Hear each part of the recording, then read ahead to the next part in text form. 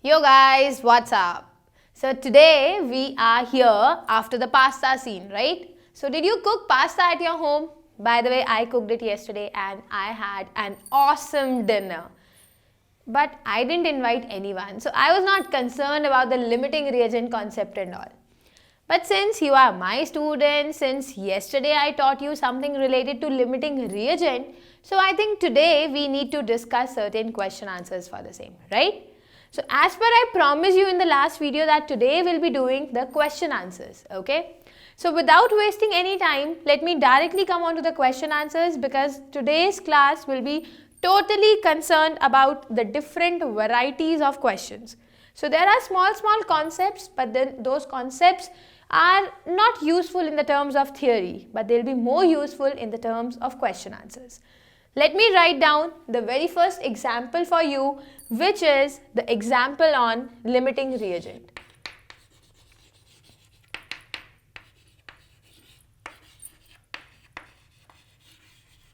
So since it's our first question, so I think it should be starting with a very good smile, right?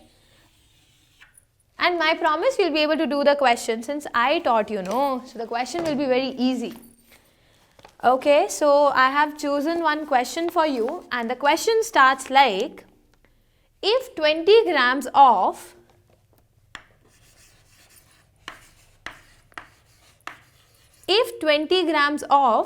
calcium carbonate is treated with 20 grams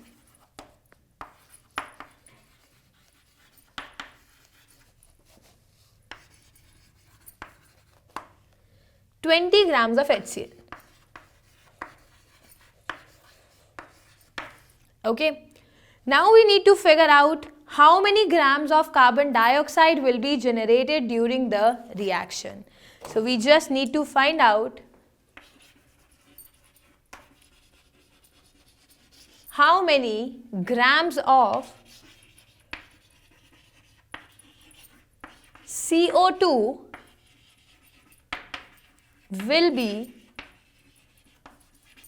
generated.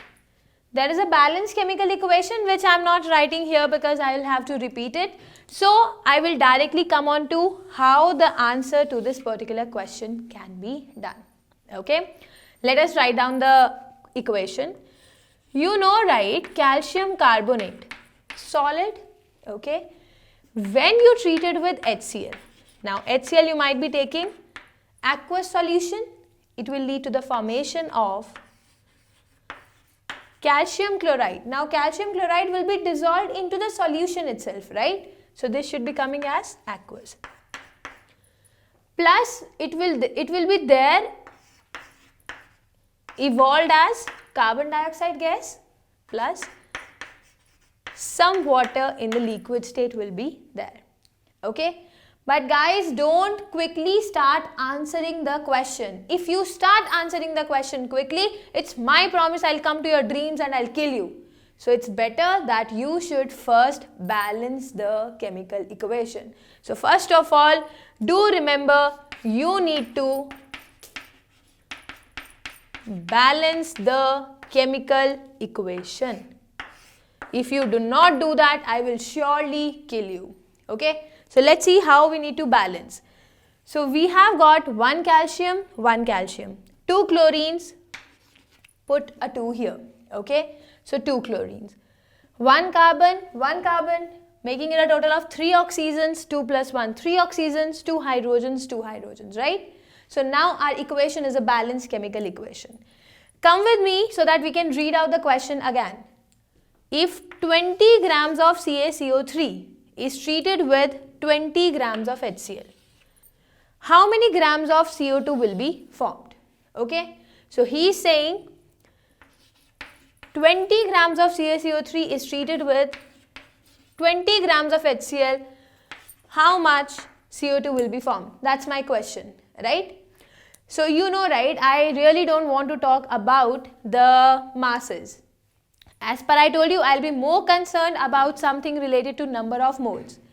So can I, from this particular question, first of all, our requirement is to calculate the molar masses of all these things. So CaCO3 is equal to calcium is 40, carbon is 12, oxygen is 16. So 16 into 3, 48. Which will come out to be 48 plus 2, 50 plus 10, 60 plus 40, 100. Cool enough? Let us now figure out what is the molar mass of HCl. So HCl will be 1 plus 35.5. Guys, don't do this stupid mistake. Don't take the molar mass of hydrogen as 2. Hydrogen has molar mass just 1 only. So it should be 36.5 grams per mole. Now let us also write down the molar mass of CO2. So CO2 will be 12 plus 16 into 2, 32, which will give us to be 44 grams per mole. Am I right? So I think you have noted it down, so I am just erasing the molar mass concept, which is 100, 36.5 and 44.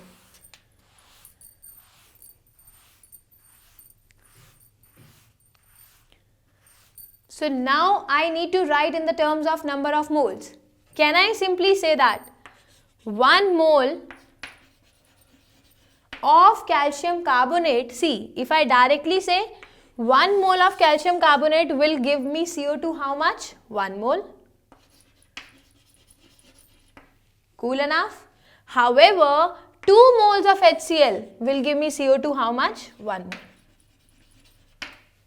Fine. Now let us see the answer will be coming with respect to either CaCO3 or with respect to HCl. Okay. Let's see. So CaCO3 is 100 grams.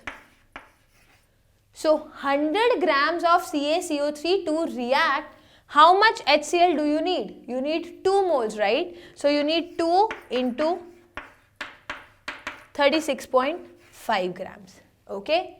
So can I now say, come here to the third thing, can I say for 100 grams of calcium carbonate to react, how much HCl do I need? 2 into 36.5 grams. Am I right? So, for 1 gram calcium carbonate to react, how much HCl is needed? So, we need 2 into 36.5 to be divided by 100. Cool enough? But however, if I am talking about just 20 grams, so for 20 grams of calcium carbonate to react, how much HCl will be needed?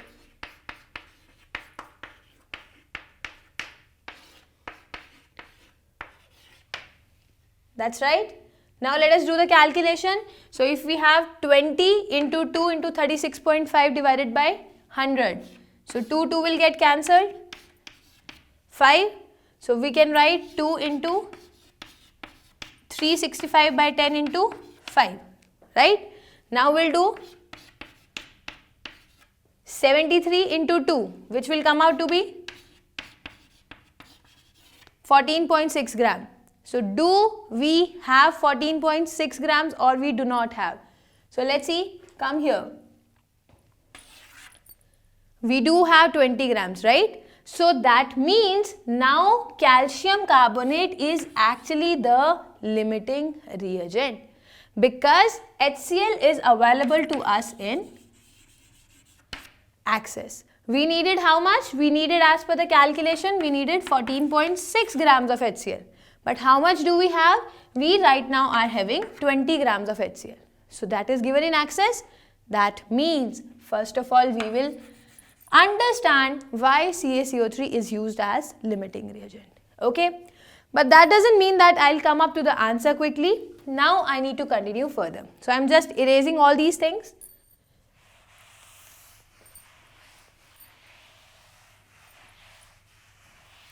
Now see, can I simply say 100 grams of CaCO3 will be giving me carbon dioxide how much? 44 grams, right? So 1 gram will give me CO2 how much?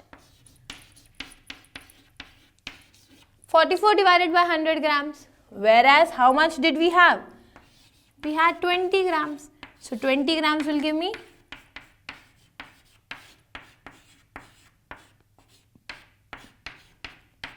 right? So we will finally be getting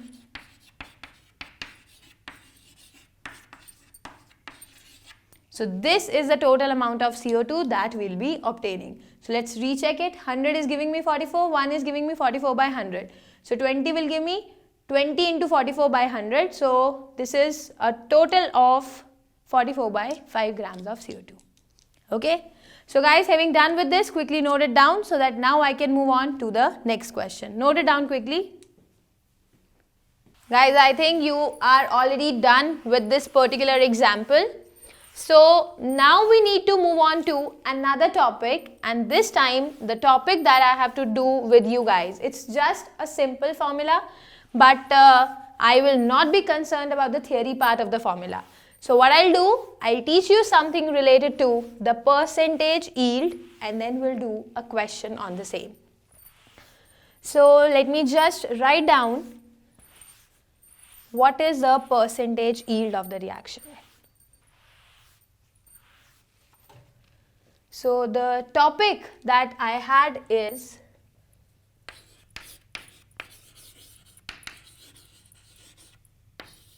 the percentage yield of the reaction mixture. Okay, let's say one thing. I'll give you one particular example from day-to-day life. This must have happened with you guys also, right? That suppose your mom gave you that go and cook something like a ball of vegetable, okay? So you have to prepare a complete ball of vegetable. So you will be like cutting the vegetables, and especially for guys who are not good cook, they'll be like some of the vegetable will be falling here, there. Some of the masalas and all will be spread around like anything, right? So the material which was supposed to be prepared as one ball, you will finally be getting only half a ball, right? So this is what, and then your mom started, like she starts scolding. I asked you one ball, you just prepared half a ball. What is going on? And you'll say, see, I am not an expert. I did the experiment, like I did what you said, but I couldn't get anything, right? Or I got something lesser an amount. So the same thing in chemistry can be dealt with the composition, as this is written as the percentage yield of the reaction. So percentage yield of a reaction is basically defined as, suppose there is any particular chemical reaction which is carried out. So this I can write it as reactants, and these I can write as products, right? So the percentage yield is basically defined as amount of the products which is actually, which you got actually, right? Amount of the products which is actually obtained. Or you can say this is something related to experimental value, to be divided by the theoretical amount.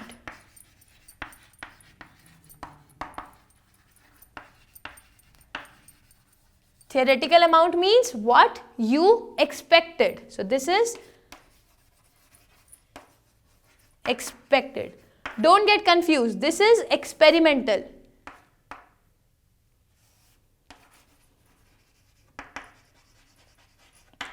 So one way I have written the experimental value divided by the expected value. So this is just a fraction. Now if I ask you to multiply it with 100, so you will get something related to percentage yield. I am still very clear that you might not be very confident about the formula. So I'll give you one question so that you can solve the question easily. Again, I have one question for you. Listen carefully. Let me just erase it so that I can write the question properly.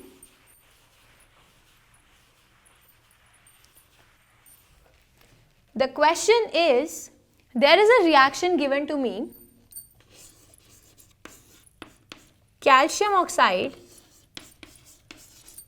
plus 2 HCl will be giving me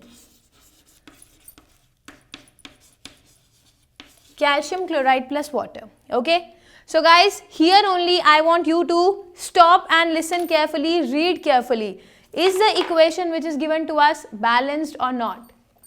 1 calcium, 1 calcium, 2 chlorines, 2 chlorines, 2H, 2H, 1O, 1O. Balanced, right? Now move on. Now he is saying 1.12 grams of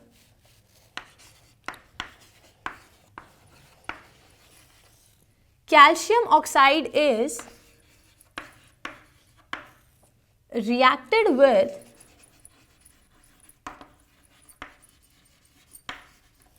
So 1.12 grams of calcium oxide is reacted with excess of hydrochloric acid.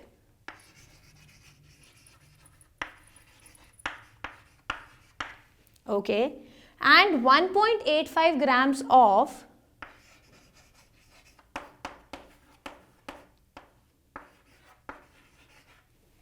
CaCl2 is formed.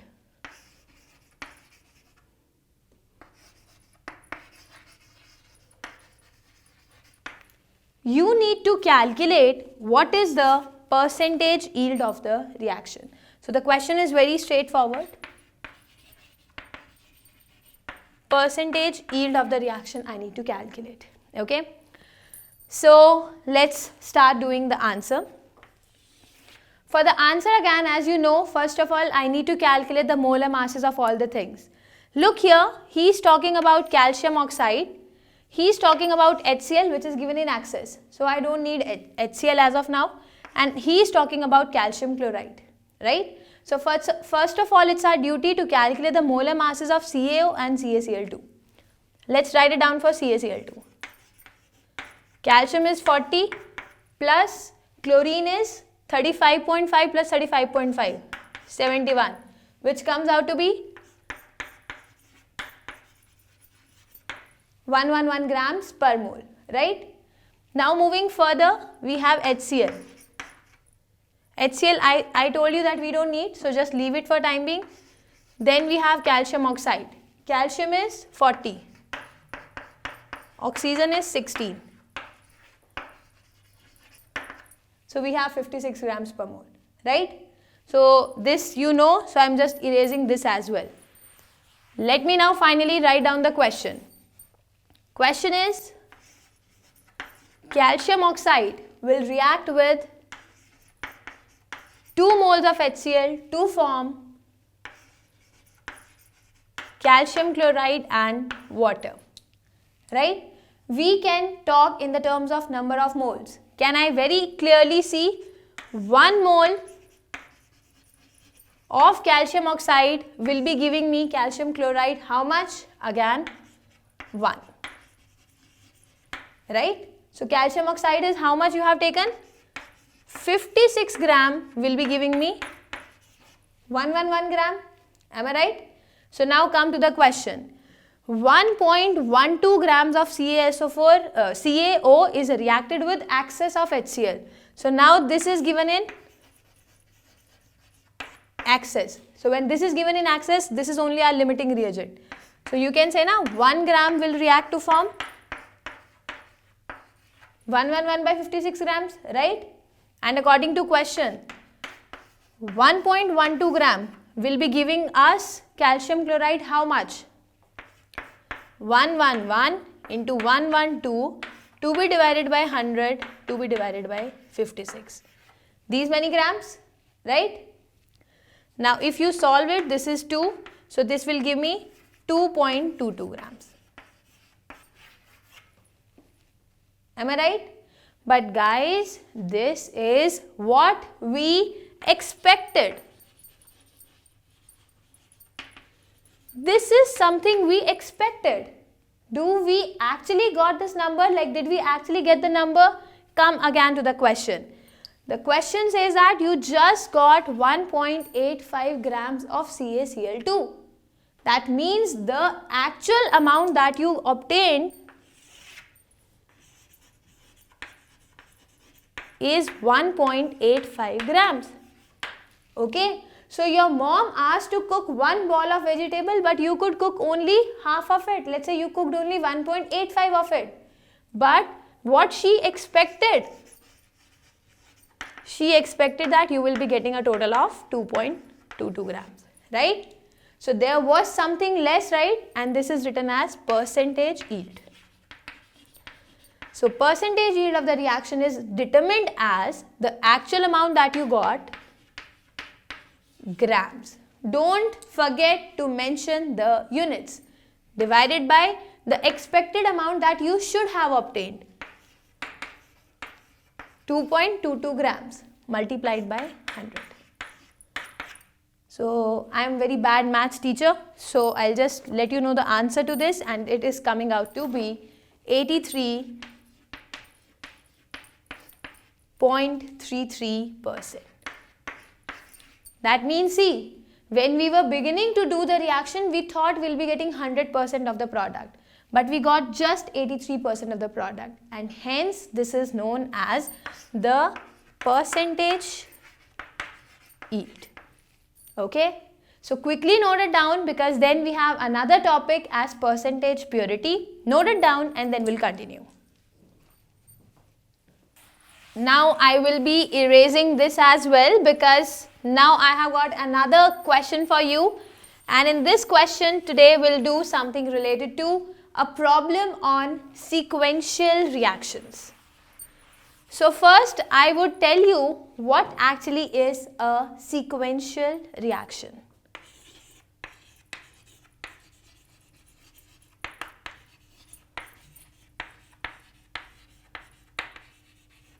See, sequential reaction basically means, suppose you are doing particular experiment, okay, but then that experiment is not done in just one particular step.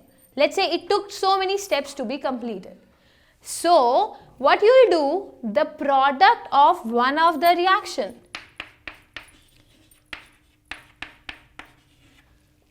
let's see here, so you reacted A and B together to form a product C, but that's not a final product.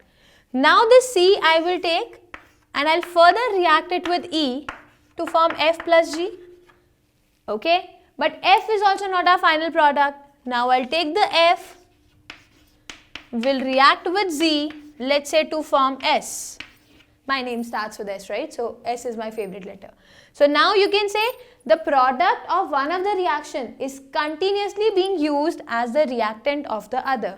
Product is used as a reactant in order to get the final product of the reaction, okay? So this is something which is known as sequential reaction. Again, this is not a good theory part, so I'll write one question for you, and in this question you will be able to understand the basic of sequential reactions. Let me write down the question. The question is, KClO4 can be prepared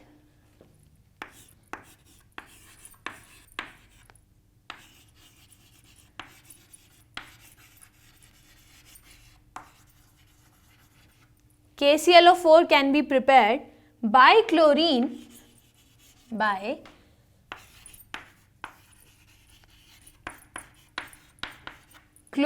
and KOH by following a series of reaction, okay? Now what are the three reactions which are written? I will be writing it later on. I am not gonna write, okay, let me write it for you since it's the first time you are doing. So the reactions is chlorine plus 2 KOH will finally give us KCl plus KClO plus water.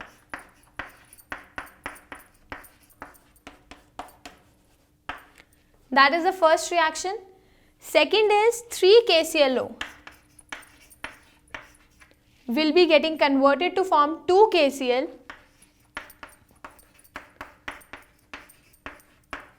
plus KClO3, and finally 4 KClO3 is gonna get converted to 3 KClO4 plus 1 molecule of KCl will be formed.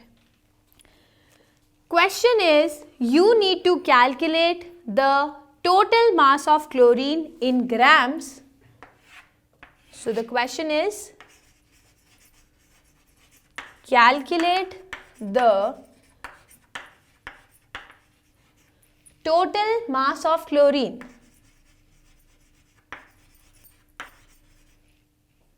Which you will be getting in grams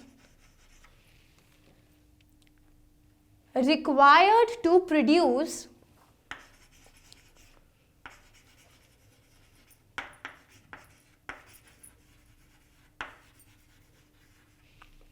1385 grams of KClO4.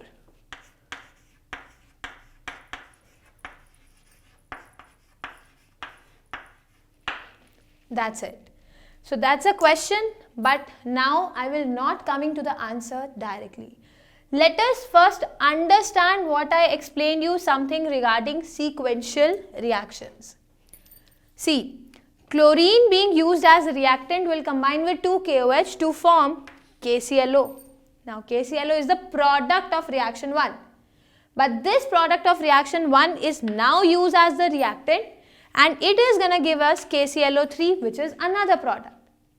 Now this new product KClO3 is again used as reactant to finally form KClO4, which is our final product. Am I right? Now he is saying you need to calculate the total mass of chlorine which is required. I need to calculate the total mass of chlorine which is required to produce 1385 grams of KClO4. Okay. So first of all, let us do the calculation for the molar mass of KClO4. So KClO4, I think it's given in the question also, it will come out to be 138.5. Let me just see for you. Yeah, so the molar mass of KClO4 is given to me as 138.5 grams per mole. Okay. Now let us start. I don't know what is the mass of chlorine required and I really don't want to know what is the mass of chlorine required. What I want to know is how many moles of chlorine will be required to prepare, see here, 1385 grams means how many moles? So you can say 1385 grams to be divided by 1385 by 10 gram per mole. Now see, if you write the units also, it will really help you out. 1385 gram. So this is 10 moles. So now our question simply changed. How many grams of chlorine is required to form 10 moles of KClO4? Okay. Let me start writing down all these reactions one by one. First reaction is chlorine will combine with 2 KOH to form KCl, KClO and water. This is what is given according to the question, right? Let us say I am simply taking X moles of chlorine. So if you use the concept of stoichiometric coefficients, can you say 1 mole of chlorine will be giving me 1 mole of KClO, right? So X moles of chlorine will be giving me X moles of KClO. Clear, right? Now moving further. So this is something which we did with respect to the first reaction. Moving further. Next says that 3 KClO is going to produce 2 KCl plus KClO3, right? Don't do one stupid mistake. Don't say, ma'am, now this will be 3x. No. That's a separate reaction I have written and that's a separate thing I have got. If you have kept it above the line, keep it above the line. Don't intermix two of them, okay? Rather use mole concept for this particular equation. Can you say 3 moles of KClO? 3 moles of KClO will give us KClO3 how much? 1 mole.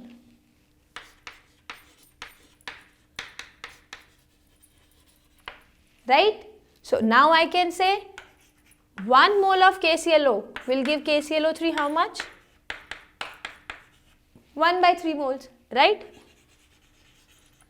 Come again to the previous section. We finally had X moles of KClO, right? So now I can write X moles of KClO will give KClO3 is equal to X by 3 moles. Clear? So that is what we are done with respect to the second reaction. But still our question is not complete. Come again with me to the third reaction. Can you see the third reaction? Which is 4 KClO3 to form 3 KClO4 plus KCl. I am not concerned about KCl. I am only concerned about KClO3 and KClO4. So now let me write it there. 4 KClO3 to form 3 KClO4 plus KCl, right? So can I simply say 4 moles of KClO3 will be forming KClO4, 3 moles, 1 mole will be forming KClO4 how much? 3 by 4 moles, but how many do we have? We have X by 3. So X by 3 moles will be giving me a total of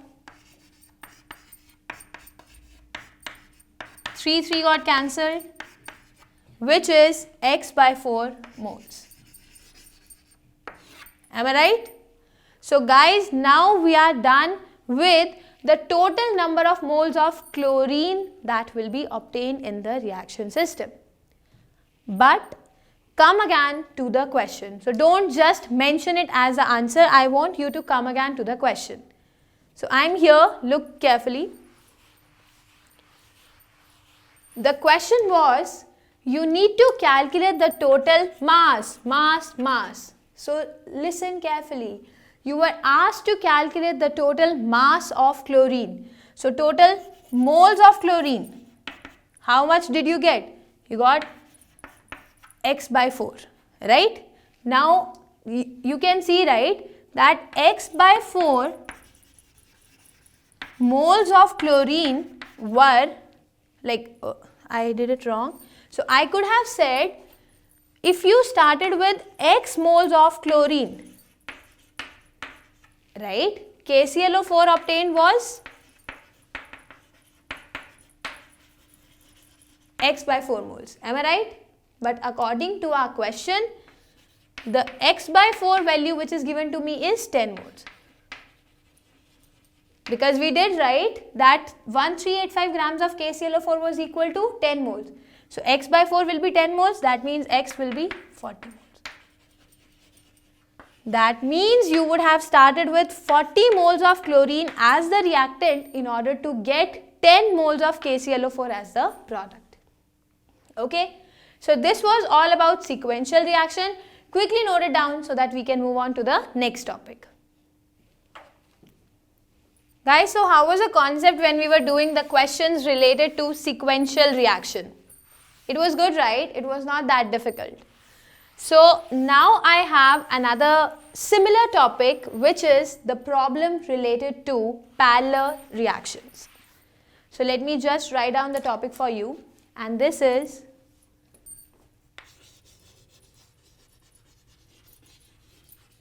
examples on parallel reactions.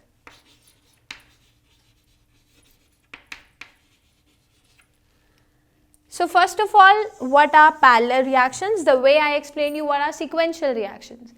Parallel reaction is something like A is forming B and C. Let's say this is reaction number 1 which is being carried out.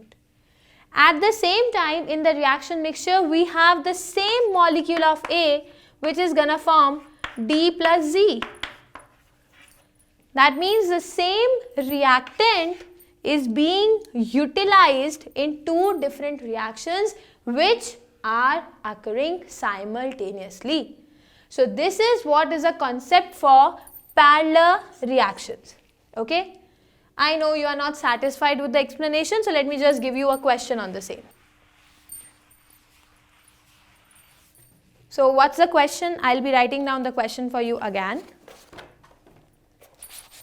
And the question is, if 6 moles of KClO3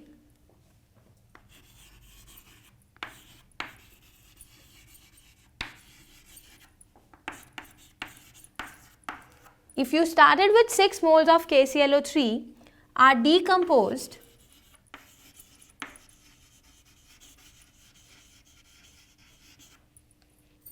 according to the following reactions, you need to calculate. So there are two reactions given to us. One is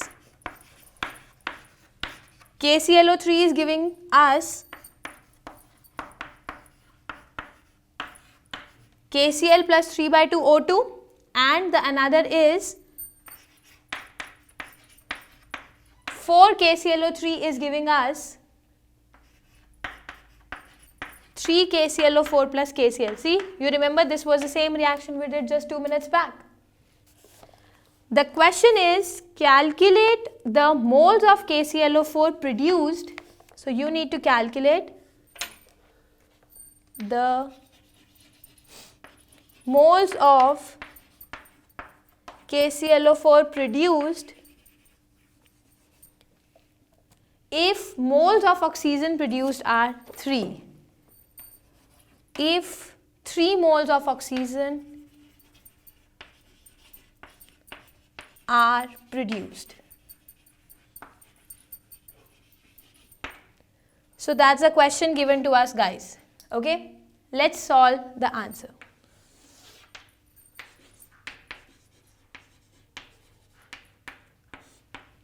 So he's saying if 6 moles of KClO3 are decomposed, I don't know what is the moles of KClO3 used in the first reaction and in the second reaction separately. Okay, so let me write down the reactions. KClO3 is forming KCl plus 3/2 O2. First check if the reaction is balanced. K, Cl, Cl, 3, 3. Right? Now another is 4 KClO3 to form 3 KClO4 plus KCl, right?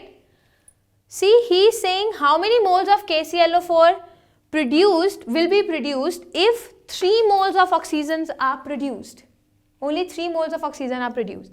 And you can notice carefully that oxygen is produced only in the first reaction. It has got nothing to do with second reaction given to us, right?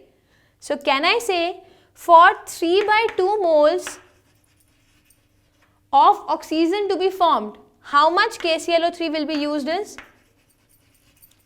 1 mole, right? So for 1 mole of oxygen to be formed, how much KClO3 would have been used? So you will say, ma'am, 2/3 mole, right? And if you had how much moles? See, 3 moles of O2 are produced. So multiply it with 3, multiply it with 3. So I think, okay, let's write it down properly and separately. You must be getting confused. Let's write it down again. So now let me say, overall 6 moles of KClO3 are taken. Let us say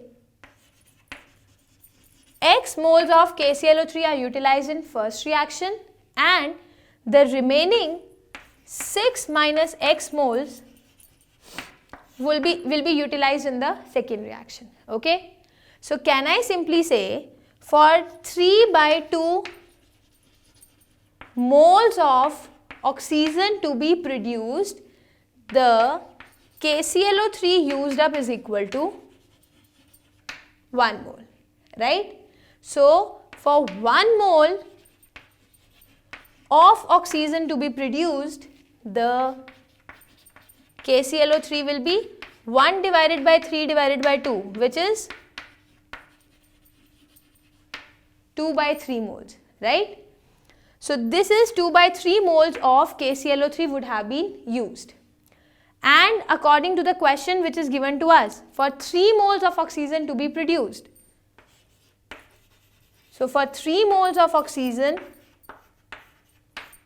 the KClO3 required would have been 3 into 2 divided by 3, which is 2 moles, right? That means you can overall say that 2 moles of KClO3 would have been utilized in the very first reaction. Okay, so the value of X will be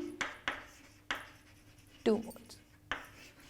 And if the value of X is 2 moles, can I come here and say 6 minus 2 will be 4 moles, right? That means how much KClO3 will be used in the second reaction will be 4 moles. Let me rewrite the second reaction again, which will finally give me 4 KClO3 to form 3 KClO4 plus KCl.